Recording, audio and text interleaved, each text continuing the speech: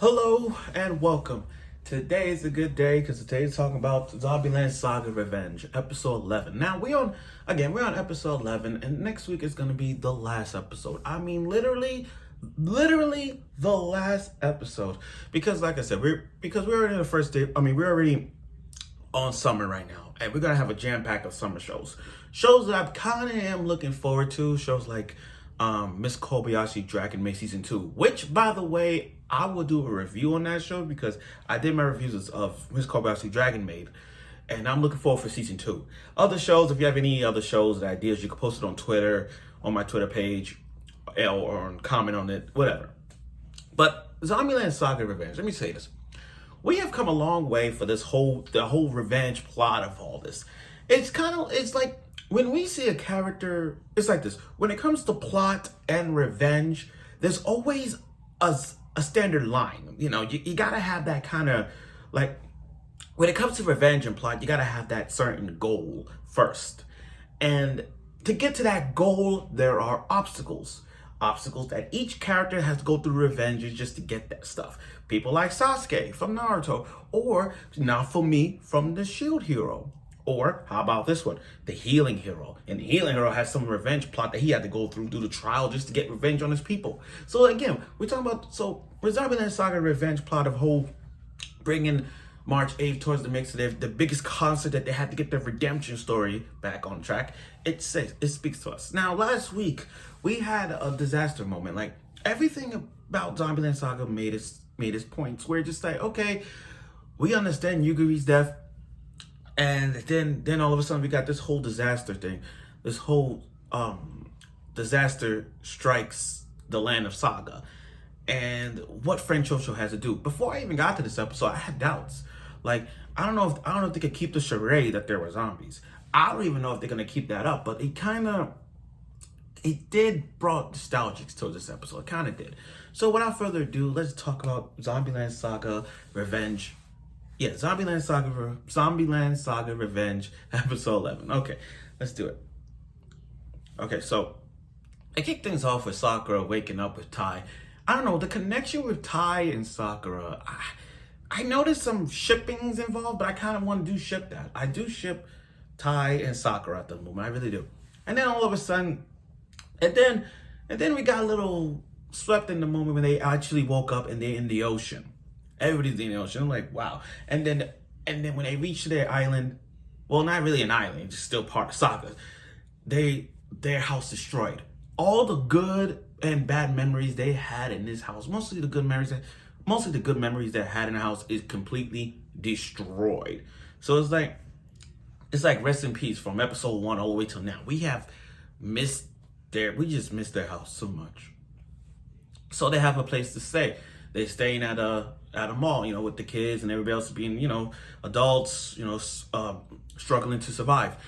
Now, when I saw these clips of these broken buildings and, you know, broken houses and water flooding, I don't know why. I feel like this is more like Japan sinks, or this is more like Tokyo magnitude 8.0.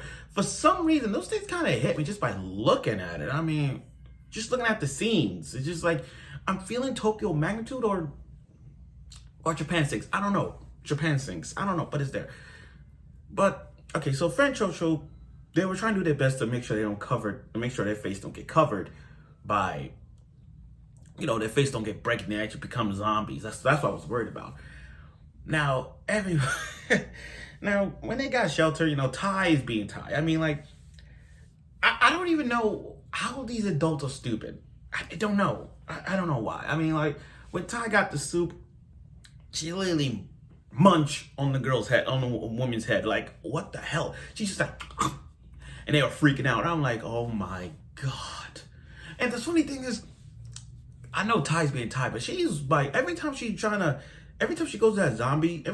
to be in her zombie form, she just freaks out. I mean, not freaks out. Every time she does something zombie related, how do I put this? It's funny, but I don't know how the adults in their world of Saga think they're zombies. I don't know. Because Tai's head, dude, she was playing with the kids and her head popped up. She's like, with just her head. And then Lily grabbed it. I'm like, oh my gosh.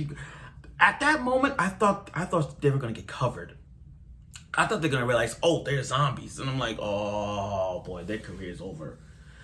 Now, Kotaro, the manager, props for the manager on this one. Props. I give the manager props on this. It's so brave of him. He is so brave. He is so confident. I think as this stands out, he got to be nominated for best male role. Like the way Kotaro is sacrificing his life for Saga, the way he's sacrificing everything for franchochou to be the best idol ever, he is stepping up his game. Now, oh, and by the way, I like the part when he did that Aizen look from Bleach. You know, Aizen, think about it, Aizen from Bleach, one of the greatest villains of all time. Remember? He put on, well, you know how he took off the shades and put his hair back like this. So when Kotaro did it, it's like he put his hair back too. And I'm like, this pulled off an Aizen. He is literally pulling off an Aizen move. That is literally the Aizen 101 look. Now for franchochou, they've been working constantly to make sure they have a good performance. When the power is out, I like how Lily brought back the America's Got Talent song she did when she was performing. She did a performance, and franchochou also did their performance just to make sure the kids and adults will have a great time despite the disasters that they're struggling. But then that moment they face mask broke, I'm like, oh my God, here we go. And I was scared at first. Now leave it to, oh, and I forgot Saki was a leader of franchochou, to be honest. I always thought Junko and or I could possibly be the leaders because they have idol experience. You know what I mean? I just didn't gasp in that, But anyway, once that mask broke, their makeup broke, it was only a matter of time before they realized they were zombies. And then in that moment where they were going to perform on stage. No, my bad. Junko put on the mask, like a new facial mask up, and then they were performing well. But when their mask broke, I'm like, oh my God. And the reporter, I literally thought the reporter was going to snitch on them. I thought the reporter was going to like, oh, they're real zombies, all that stuff. I legit thought that before it even happened, when that happened, I'm like, oh, the reporter's going to snitch on them. He's going to ruin franchochou's career. But when they got on stage, and it's like, oh, we're zombies. We're sorry. I thought that was over. But then the kids, they like, oh, zombies are scary.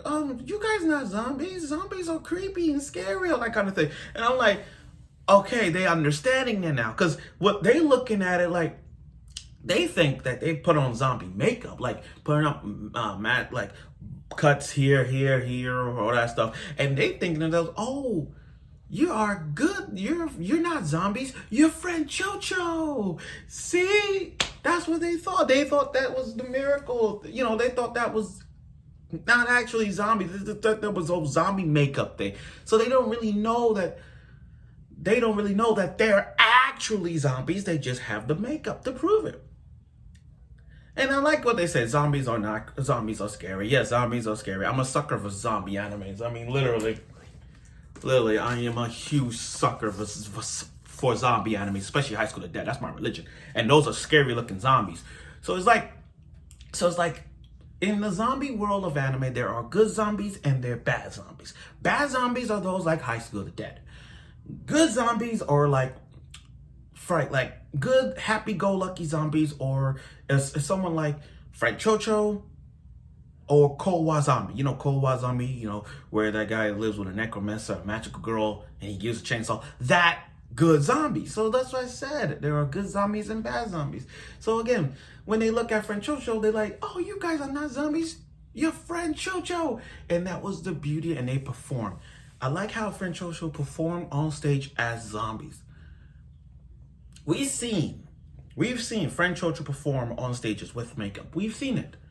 But for them to perform on stage as zombies, that is a one clear line of development. And I know next week is going to be the last episode. I just want them to perform as zombies. Nothing will make my day even better for them to perform on stage as zombies. Just to show them that we're not zombies like bad zombies that y'all seen in televisions, movies, or anything. We're the zombies who wants to become idols. That's the thing. I don't think they're going to code it off, but still, they should represent that. Now, let's get to this one. I like how the scene where Kotaro put on makeup for every character, Junko, Sakura, all that stuff. As they just pass it down, he explaining to them like, you guys are idols. You guys cherish your life. And I love that makeup scene where he just put on makeup one by one. And then Sakura. And then that scene with Sakura saying, thank you for letting me become an idol. And then we got that little flashback with him, and it all makes sense. Like, by all makes sense, I mean, like, we got some flashbacks of Kotaro back then where it's like, you were supposed to help Sakura become an idol at that time, but then you died. But then Sakura died. Like, he had the paper. Remember that audition paper that Sakura had, and then she got run over by a truck-kun. And then we got a little flashback of Kotaro himself, seeing all the students cry. He blames himself for killing Sakura, and he got the audition paper to prove otherwise. He brought Sakura back. That makes sense. So it's like Kotaro was the one that killed Sakura, and now you're a zombie. But it all makes sense now. The puzzle fits. So, as a result of that, we're gonna see a revenge. The whole revenge plot, like I said, it will lead to the end where it's like, this is gonna be their moment. But next week is gonna be their moment, so that's that. Now, here's what I find this episode. Now, overall, here's what I find. Overall, I find this episode quite enjoyable because it's not like we got a big performance like franchochou has always done. What we got in this episode was franchochou's rise of franchochou, even when disaster strikes. So what we got is like, it doesn't matter if it's rain, snow, or even a disaster like this. franchochou will perform for many fans in the world of Saga, and that's what they did in this episode. Despite the disaster they did, they performed for everybody to make sure they have happy thoughts instead of sad thoughts, like a new place to a new place to live, or anything like that. What they did is they performed and want y'all to have a smile on your faces so you guys will remember all the good times. And that's what franchochou did in this episode. And they participated in activities to help the people in Saga live a better life. And that's what they did in this episode. And Kotaro is stepping up his game, not only as a manager, but as a good development manager character that we all love to see. And now, I hope that reporter, let me tell you about this. I hope that reporter sees some good in franchochou. Despite being zombies, I know that the manager, I sense some good in the manager. I don't know why, but I sense that he probably do something good when the time comes. Hopefully by then we'll see. But again, next week is the last episode of Zombieland Saga Revenge, and I look forward for next week. Let's see the end of the rise, the revenge that franchochou will form. And we'll see where that goes. So I look forward for next week, which is the last episode, and I hope you will.